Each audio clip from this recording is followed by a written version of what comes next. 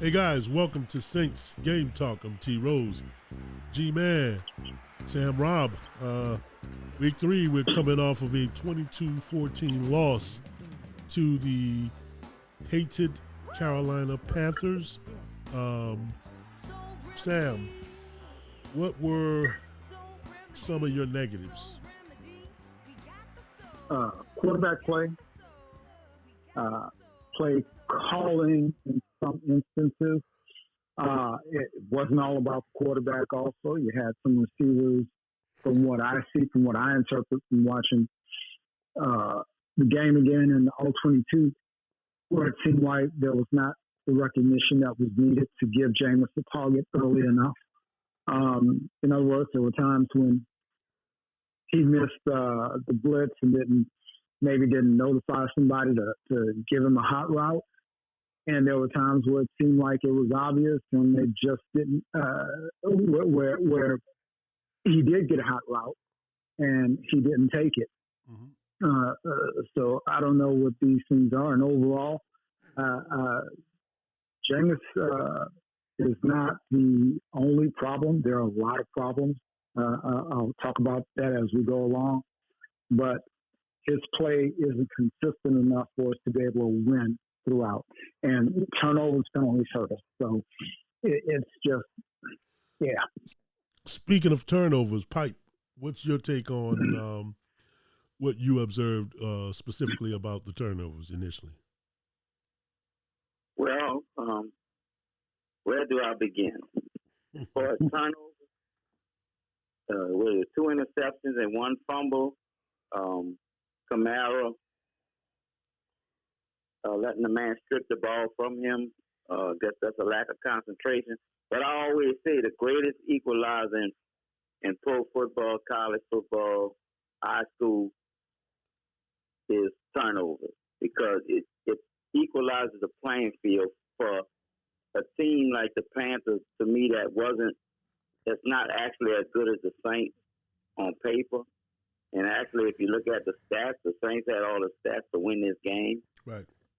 But those turnovers, that equalizer that brought the Saints down and brought the Panthers up, and it evened that playing field and gave the Panthers just that advantage. Because that touchdown that was taken from Kamara, that was huge. Right. And as far as another negative to me would be the penalties. Dennis Allen got to find a way to get in those guys' heads and try to reduce those penalties.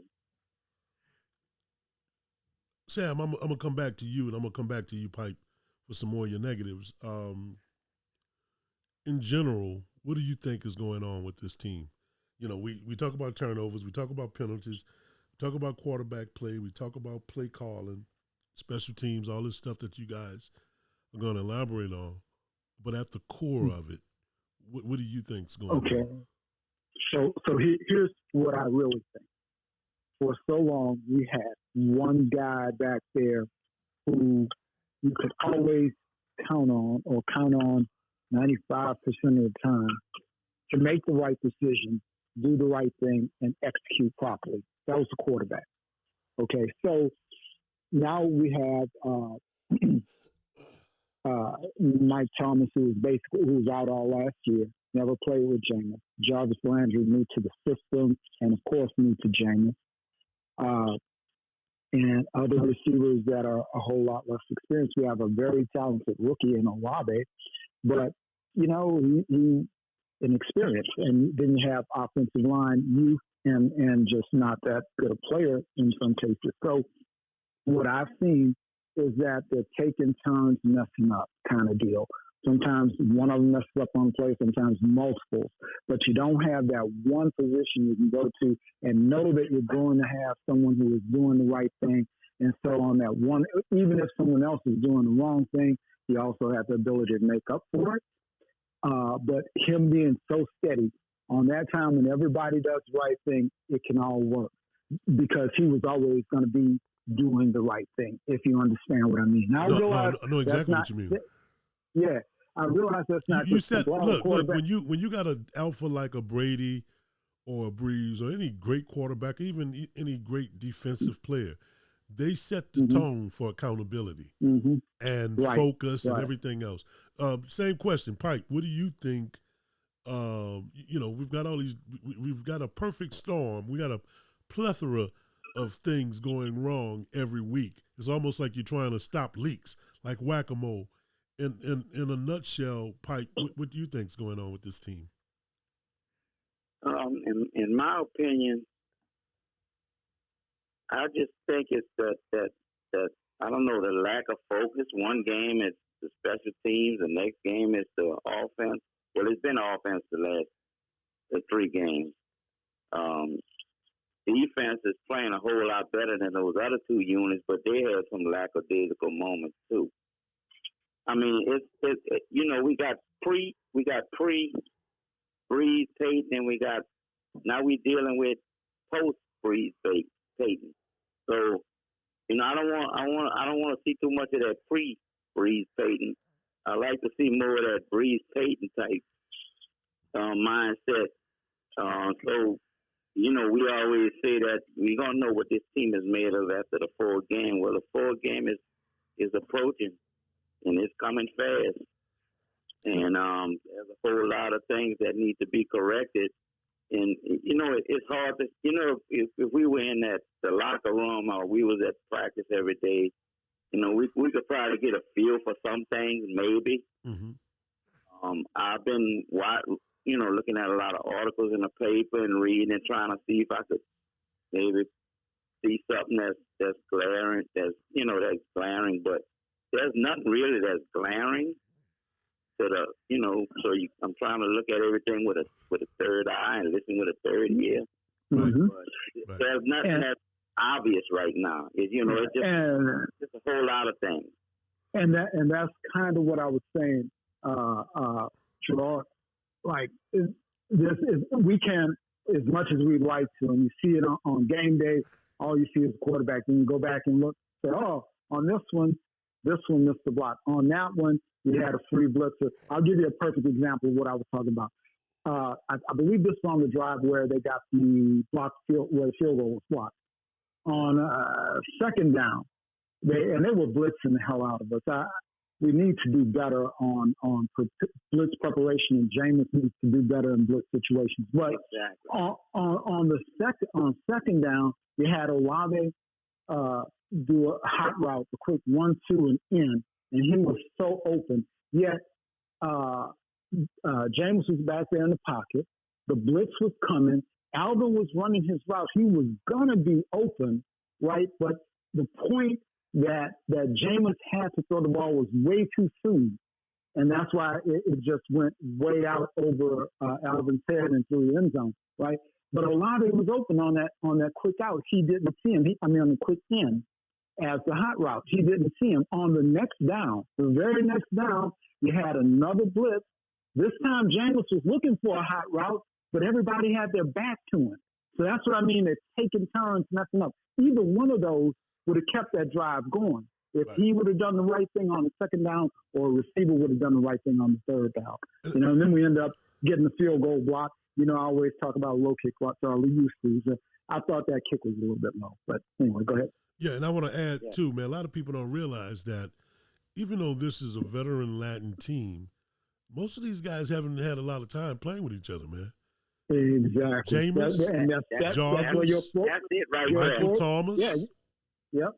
That's 2 where or your 3 people on the line. Comes in. See? That's that's your 4-game rule. It's like, these guys don't play in preseason anymore. At least not together, not all at once, not for a dedicated period of time.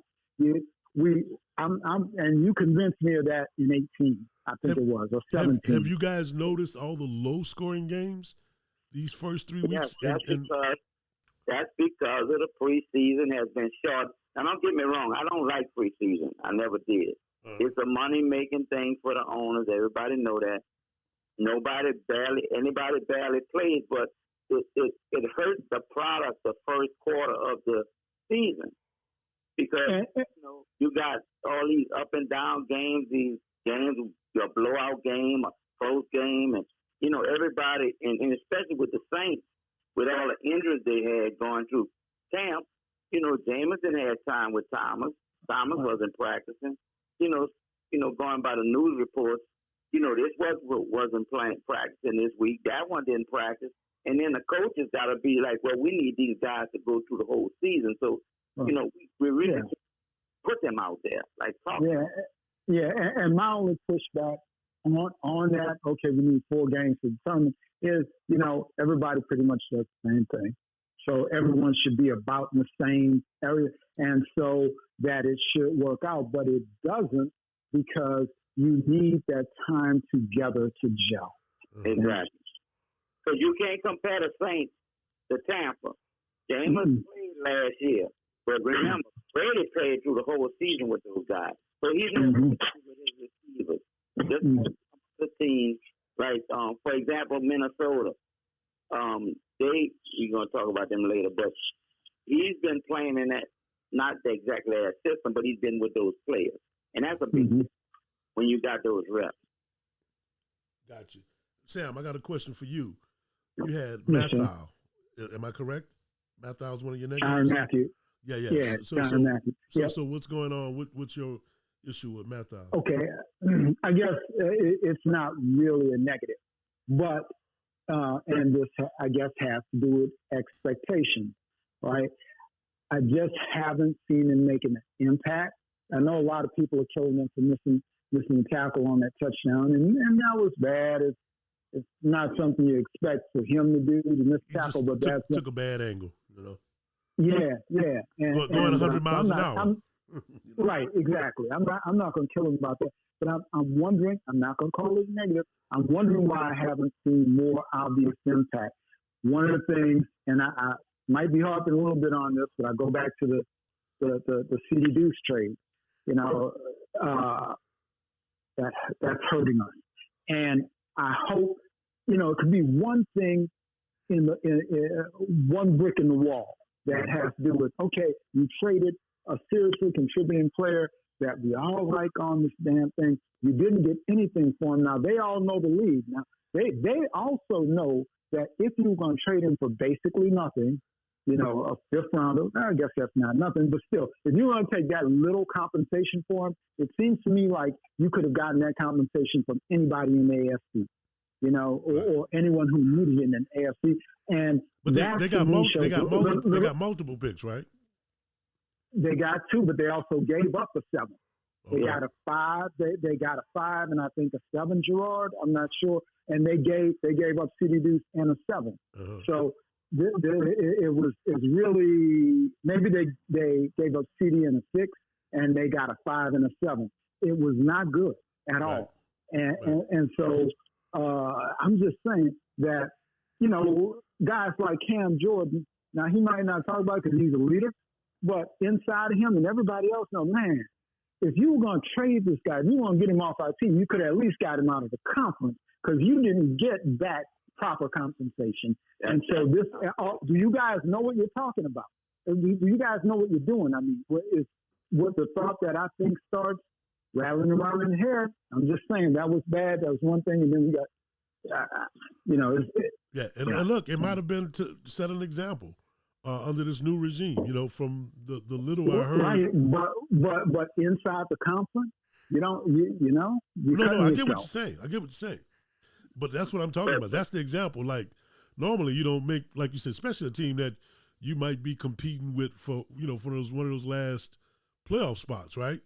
And, I don't know what the thinking is because I'm not in the building. I'm pretty sure out of all the moves they've made, I can probably count in one hand since Loomis has been under the helm the number of moves, Trey Hendrickson, the other guy who we gave to the Patriots defensive end, Cameron Brake,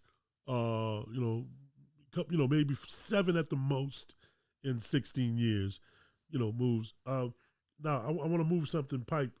You had mentioned to me in your notes Michael Thomas walking off the field. What exactly did you see? Well, it's just that injury bug. I believe he hurt his foot. He's on DNP today. He didn't participate, I don't think. Just that. I mean, this guy's been dealing with a lot, man. I won't see him on the field, and he leaves off the field with a foot injury.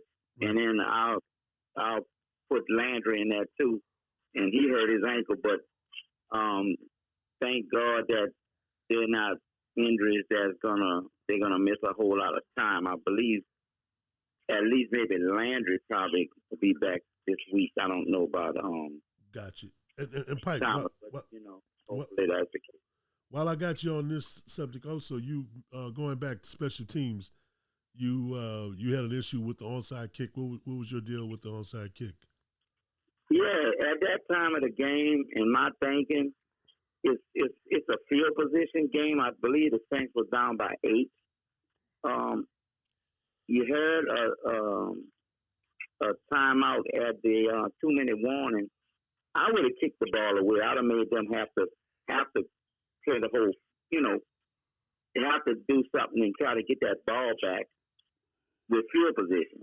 And I think you had enough time instead of, them running the clock out and they getting the ball around the 50-yard line and with a possibility of maybe even getting a field goal and putting it away for good. Mm-hmm. I just think they took away some opportunity when they did that onside kick. There's 2 minutes and 22 seconds left in the game. I mean, That's just me. Gotcha. I would have kicked it away, Sam, before we move on to positives, do you have any more negatives that you wanted to address? You really want me to go there? Wait, what you said? You really want me to go there? I'm kidding, though. No, special teams are not special teams are not the strength that they have been in the past. Right. And that to me, and like you said, we're not in the building, we're not at practice every day, but it kind of speaks to a lack of attention to detail, right? I mean, would you guys agree with that? I do. I mean, a lot of what we see, it seems like is that, Yeah, right. It just kind of goes along with everything else, right? And we can't sit up here and say, oh, it's absolutely that because they're not doing that. But all indication, it shows up at what we've seen over the years of watching football. And we've all watched football for me since 1968. That's the first time I remember watching games. We've all seen that when teams start to go down, a lot of times you see it first on special teams.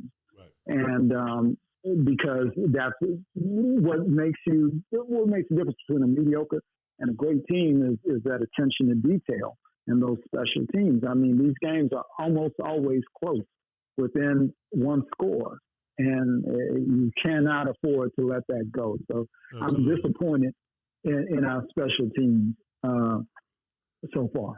Cool. Now let's move on to the positives. Pipe, what were your positives from the Carolina game? My first big positive is the defense held Panthers to 6 points in the first half. You can't get no positive in that. I mean, 6 points. Right. Just think, if we would have just scored a touchdown or two, because I'm gonna give y'all some data. 426 and 293. The Saints had 426 total yards. The Panthers had 293. The Saints had 64 plays to 59 plays for the Panthers. The Saints had 6.7 yards per play, and they had 5.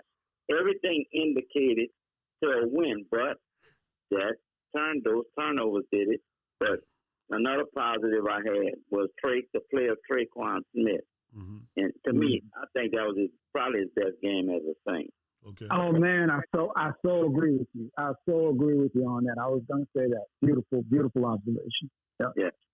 And I got another positive as far as Olave and that long catch he made high. Such a young guy, he was able to control his body, the man in the ball, and catch that ball. Absolutely. And Sam, what are your positives from the game against the Panthers?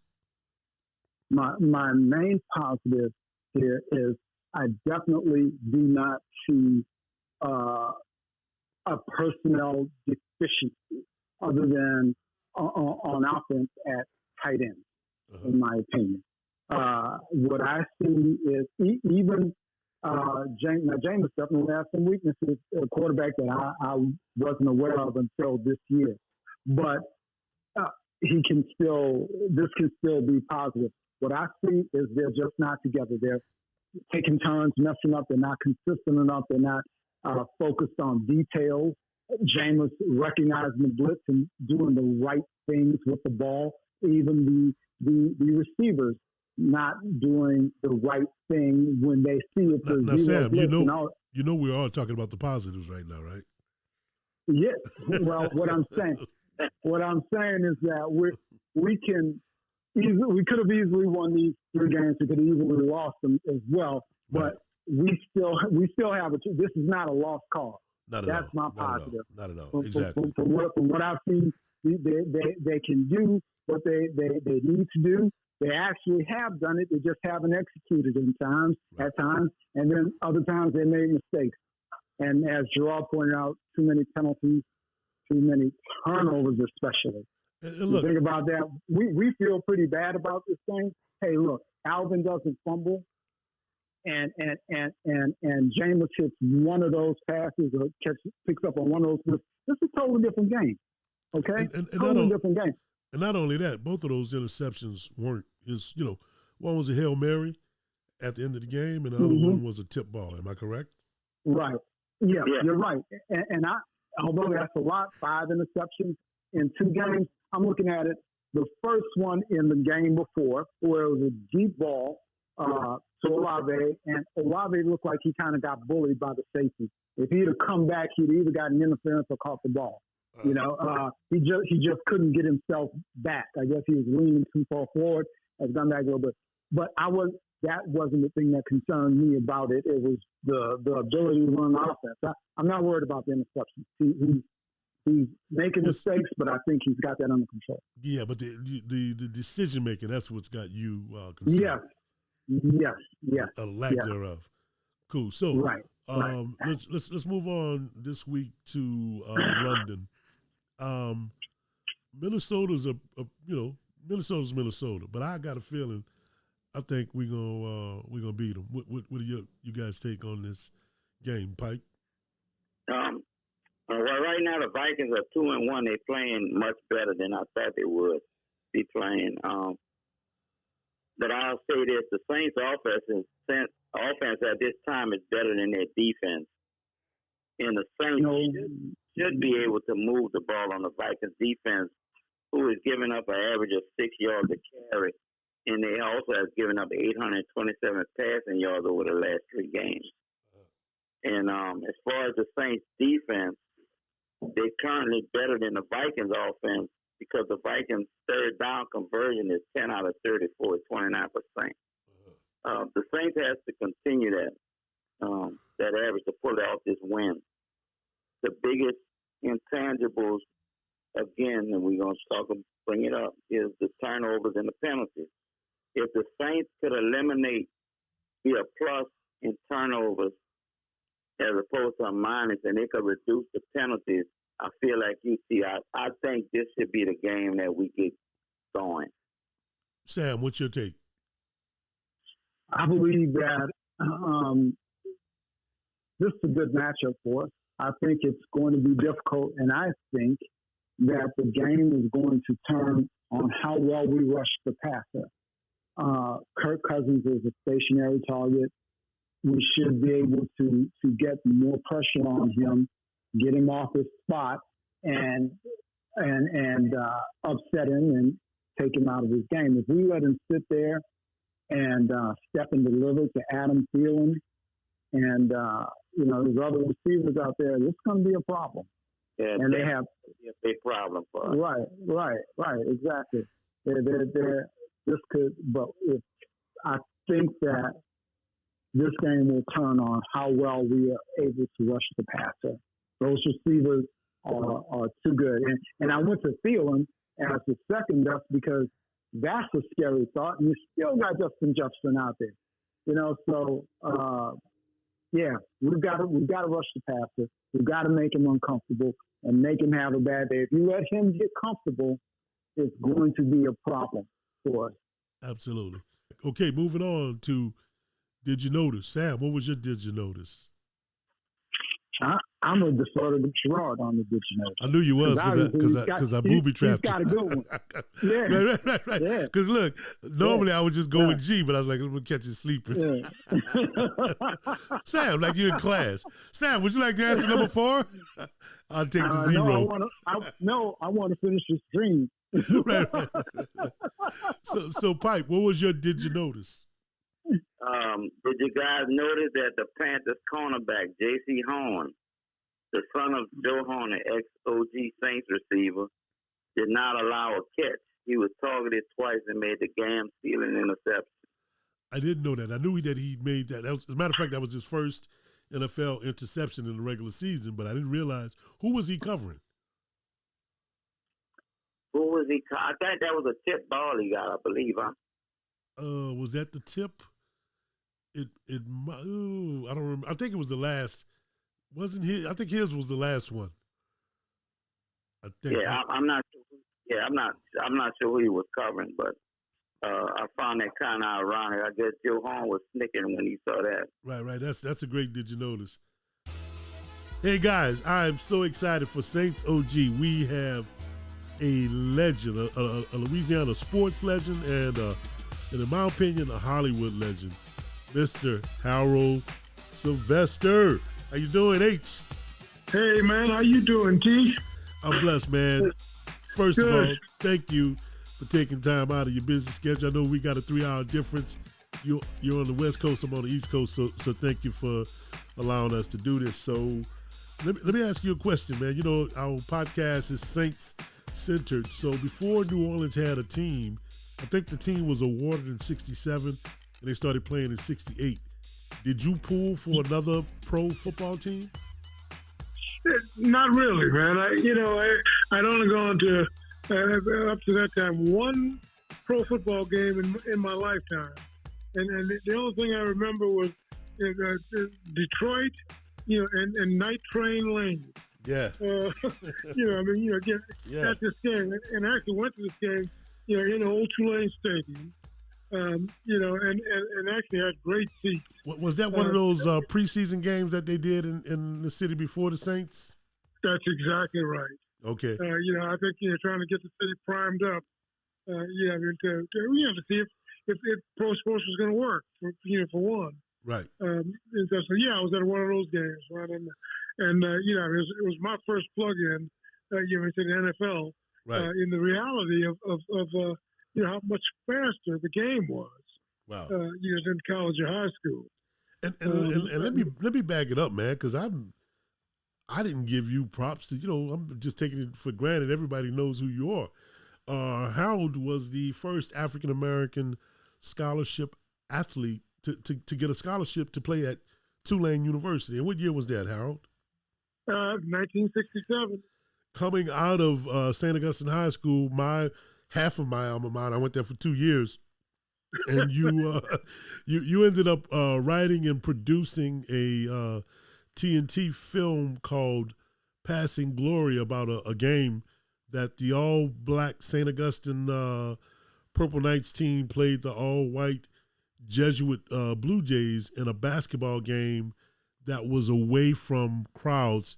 And just, in a nutshell, could you tell us why did you guys do that? Well, it was all about integration, man. We had the two leagues. The LIALO was the Black League, and the LHSAA, it was the so-called White League. Uh-huh. And two teams, the two leagues had never played each other. Right. And so our principal and assistant principal arranged with through a lot of machinations. Arranged to play this game against Jesuit. Okay. And we played it in Jesuit Gymnasium, that's right there on Carrollton, where it was then, with the only audience being faculty and family, from the two schools. Wow. And what were the records of the two teams? You remember? I absolutely do. Okay. Jesuit was 29-1 and headed for their state championship, and we were 30-0 headed for our state championship. And I take it you guys beat them? We did. Okay. But if you watch the movie, we beat them by 1 point at the buzzer. Wow. But we actually beat them by more than 20 points. Dramatic effect. They made it a 1 point buzzer beater, but y'all ran them out the gym. Yeah, you know the drill. Y'all beat the brakes out of them. Yeah. So H, and also another thing I didn't mention, H has been an executive producer for Issa Rae. He's actually appeared in and executive produced some of her projects, and he's got a bunch of things going on. So H, I want to ask you, you actually told me something that I can't wrap my mind around, and that's you were at the Saints' first home football game and watched John Gilliam return the kickoff, right? Back. Twice. So tell me that, because everybody I talk to, man, I tell them that they never heard of this. So, gotcha. And you could go to because I remember you told me about how you guys used to access the field through the athletic complex. So you could start at whatever point you want in this story. I'm very interested in what you have to say. Right, that was the case, man. I was living on campus, Robert Sharp Hall, which literally was a 1 block from the old Tulane Stadium, but it was also where all the training facilities were for all the athletic teams. And I'm trying to remember that first game, what date it was. I don't remember whether we were in season or not, but we certainly were practicing and had access to, the hot tubs and all the other stuff in the rehab facility. Right. And so easy lesson, we would just walk in, and that's how I got into the first Saints game, by going in to soak my ankle in the hot tub, and just went out the other door and into the stadium, and sat down and watched. I didn't have a ticket, for this game that I'm about to report on. Right. But there I was, Wow. The very first New Orleans Saints game in Tulane Stadium. John Gilliam, kickoff, took it, 1 yard inside the end zone and ran it back. And to be honest, I'm old, and I don't remember whether it was 1 yard in or 1 yard out. Okay. It was either 101 yards or 99 yards. Right. He ran it back, and flag on the play. It was offside on the kickoff or whatever it is, whatever that call might be. Right. And so they reran the play. So they kicked off again, and he ran it back a second time. Wow. For the exact amount of yardage. Wow. That is my memory. And I'll go to my grave, swearing, to that being something I saw. And I'm sure somebody else in New Orleans has that memory, right, or has that on record. Well, it's funny. It's funny that you say that, because I interviewed my father and my uncle, who were both at that first game, and my uncle, he got in the stadium. They were actually at the bottom, but they were seated in the upper level, and the usher let them watch the kickoff because they were kind of late for the game. And then my father, they heard the kickoff, me, him, and my mother, as we were underneath the stands entering the stadium. He didn't know what had happened until he found out once again. So I'd actually thought one of them had told me that. But when we were talking about this a couple of days ago, I said, "Oh my God, it was you! It was you!" Because I asked my father, I said, "Dad, didn't you?" He said, "No, man." "Unc, didn't you?" He said, "No, man." I said, "Man, who the heck told me this?" And I would have never thought it was you. Now, what was your best in-person moment at a Saints game? Wow. My best Saints moment was not in person. Okay. And it was actually my worst. Well, really? Your best was your worst? Let me tell you, man. From that first game, I have been a diehard Saints fan. And I'm not, I'm kind of an X's and O's or even a personnel, you're kind of guy. I just love the concept of the New Orleans Saints and the way the city feels about that team. Right. I think that's something incredible and stuff. So my wife and I, we all, every time there's a Saints event, we invite everybody we know. It's an excuse for us to throw a party, out here in L.A. Uh-huh. One year, we're having this party, and I don't know if you remember.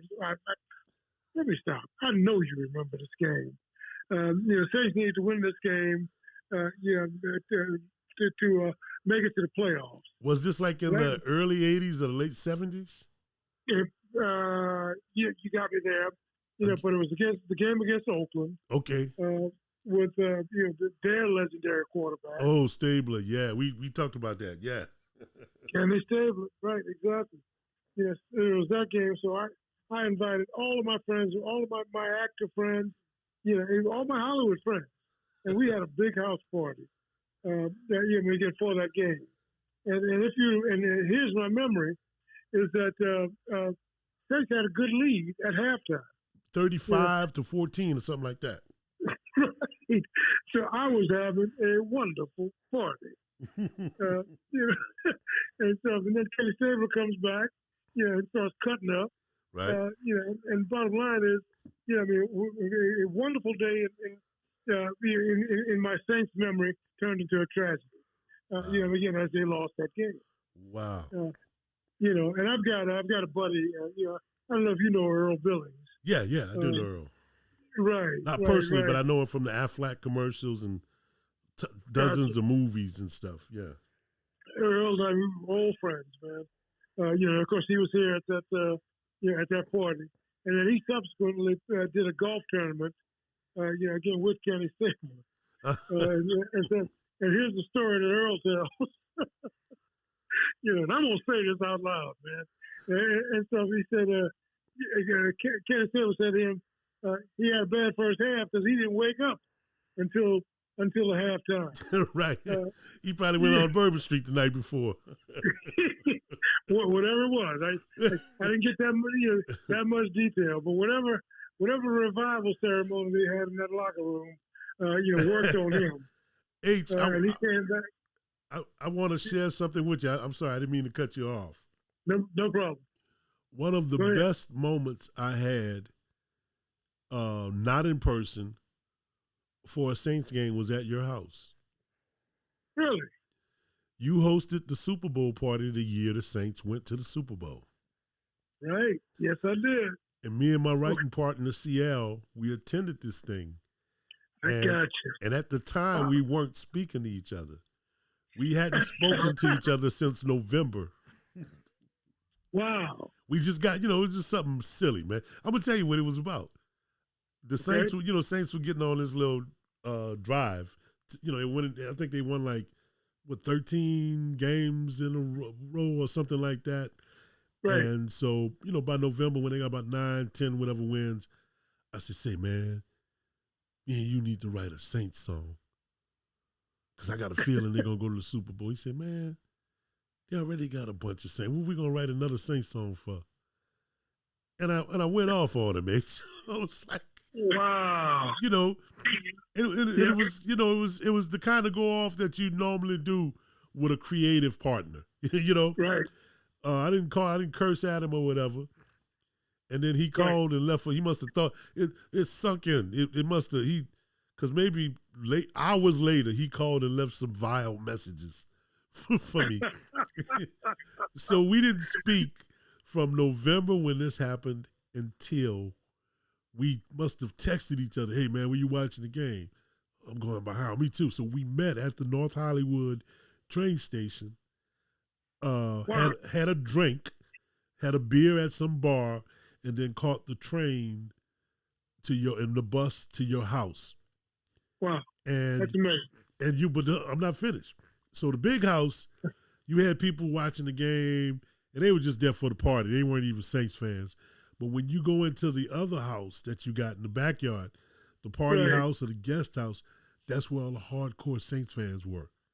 Yeah. Because it was quiet, and I think they had 2 TVs, and everybody was in the game. In your house, it was just like another game. It was like Kansas City was in the playoffs, so in the Super Bowl. You know, everybody just eating. Most people not from New Orleans. They eating the good food. They having a good time. We didn't realize that you had another section until after halftime.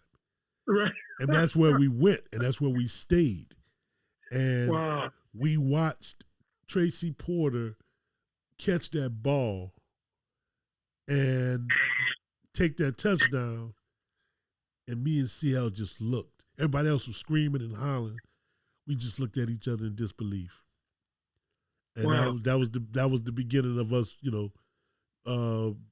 burying our differences and speaking again. So wow, man. So that Super Bowl game, that was at your house, bro. That is amazing, man. Well, I'm glad you guys reconciled. So because I got to tell you, one of my favorite moments in life was dealing with the stuff that you and CL wrote together. Right. About the post-Katrina stuff. Yeah. Yes.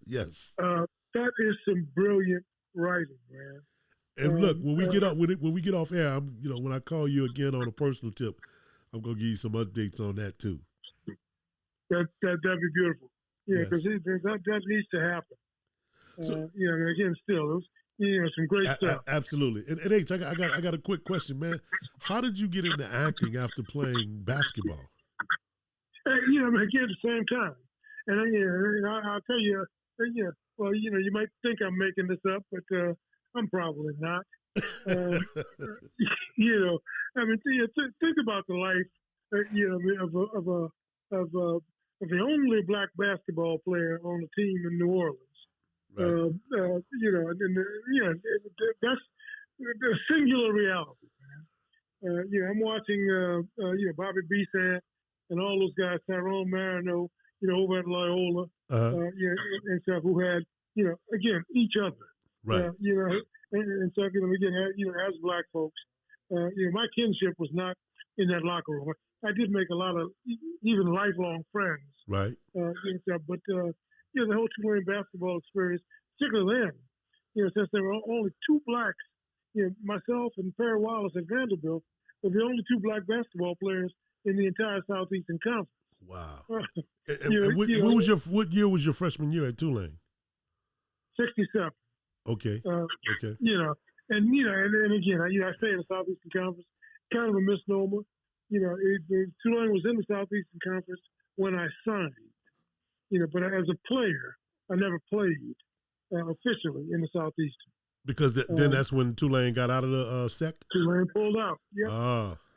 Biggest mistake, in my humble opinion. Right. You had time, and I'm sure they had good economic reasons for doing that. Right.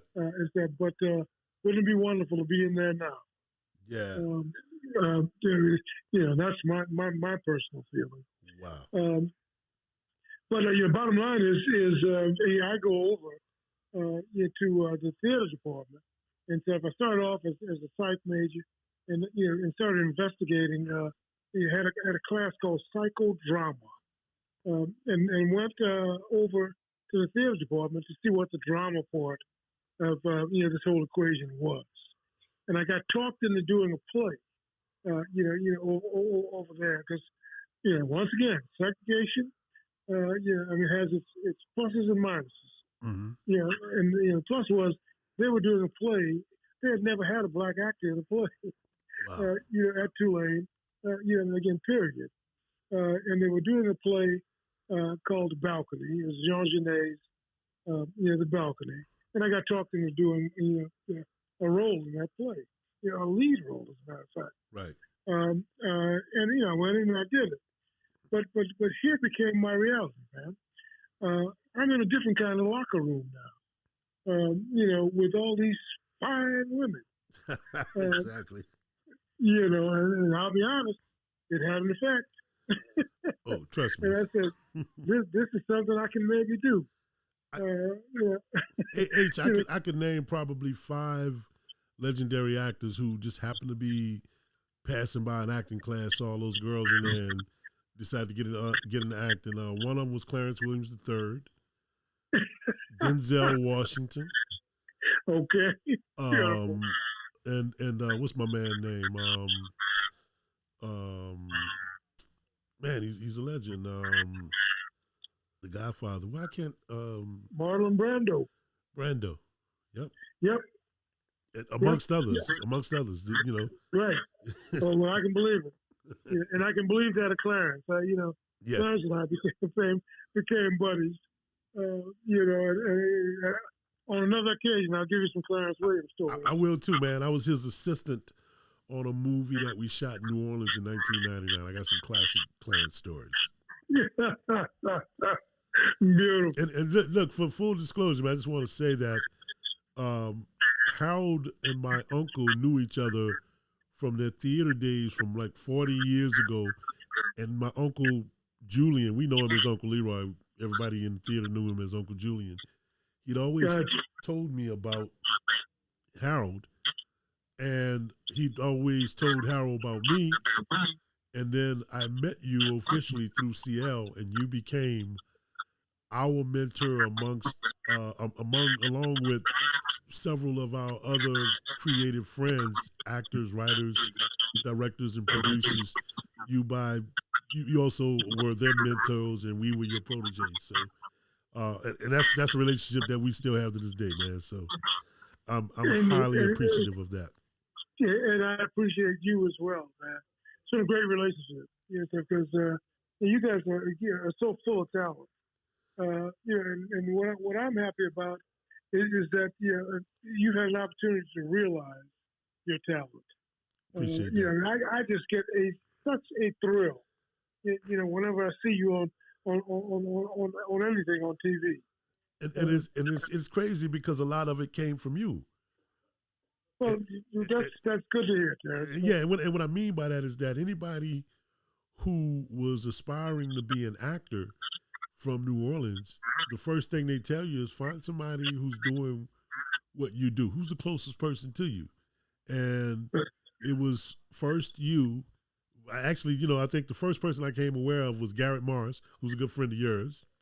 Right. Because we saw him on Saturday Night Live, and I didn't find out till later he was from New Orleans. Then it was you, then it was Carl Weathers, and then it was Wendell Pierce. Gotcha. And now it's Anthony Mackie. And so if you ask any of those guys after you, were they aware of you and who you were, because your name would come up from people all over the city. Hey man, you need to holler at Harold. And you were in LA at this time. And like I said, even though you knew my uncle, I didn't know you, but your name kept popping up. And I think what I'm learning now, because I've turned into an OG, I've been in the game for over 30 years, and I'm meeting.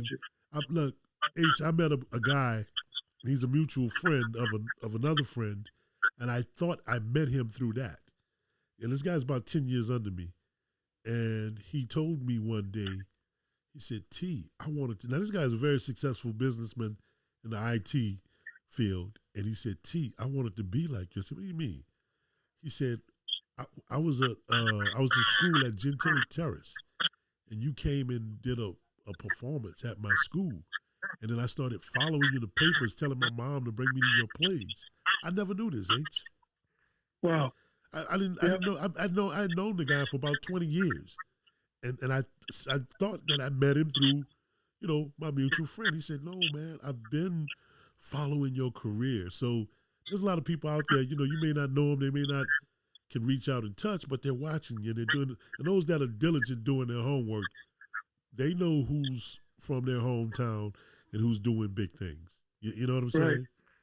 Right. And even if they don't personally know you, it's cool to realize that you have that effect on folks without even personally interacting with them. It's good to hear you say that, Terrence, and but it's also indicative of the culture, and the family feeling, Absolutely. that comes out of New Orleans, man. Absolutely. I think New Orleans is an incredibly unique city. I don't know that this thing happens in a lot of places. Right. I'm sure it's replicated somewhere, but I don't think anything happens to the level that it happens. Not with indigenous. Look, you go to New York and L.A. and it's populated with people from all over the world. But, right.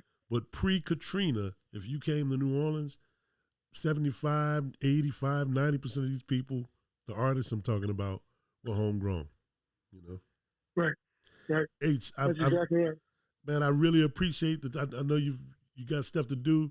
Thank you so much. We'd love to have you back. I'm gonna make a personal call and I want to update you on some stuff. But love you, H.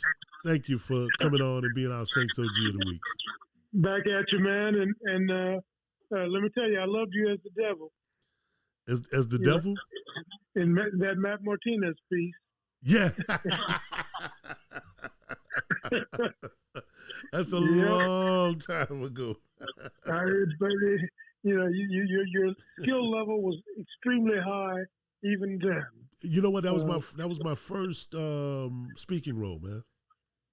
That's amazing, man. And until about maybe 2 years ago, I still said that was the best acting I had ever done on film. You hit it over the fence, man. Thank you, brother. I appreciate it. It was very well done. Appreciate it. Well, H, tell the family I said hello. I will do the same, man. We'll do, man, and we'll talk soon. You guys, Tess. Thanks for calling. My pleasure. Right. Bye. And moving on to our Little League, Coach G, what did your team do this week? I was coached the 7-8-year-olds, and they played pretty good this week. I'm so surprised. What's the name of the team? Actually, their first game. I'm sorry, I didn't hear you. What's the name of the team? The Lions. Is it Ponchatoula Lions or is it another name? Well, it could be the Ponchatoula Lions. We don't really have two names. It's just the Lions. Okay. They played real well. That little fella played with us, J.J. Palmer. He was pancaking people on blocks, and we got Big Al. The biggest problem we had was I think we had about 3 or 4 touchdowns came back for holding. Okay. So normally the refs won't throw the flag unless it's a big positive play and they bring it back, So, okay, gotcha.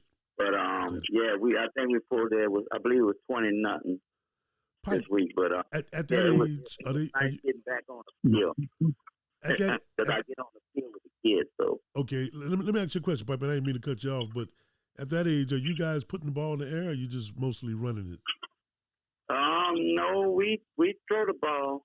I don't remember if we threw it this week, but I coached at 9-10. I was helping with the 7-8. In the 9-10, we throw the ball pretty much. Okay. Actually, this week we'll probably be throwing it a lot. Okay. Because of the team we're playing against the Wildcats. So. Gotcha.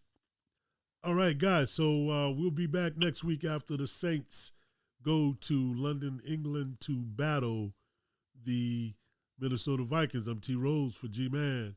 Sam Robb. We'll see you guys next week. Who that?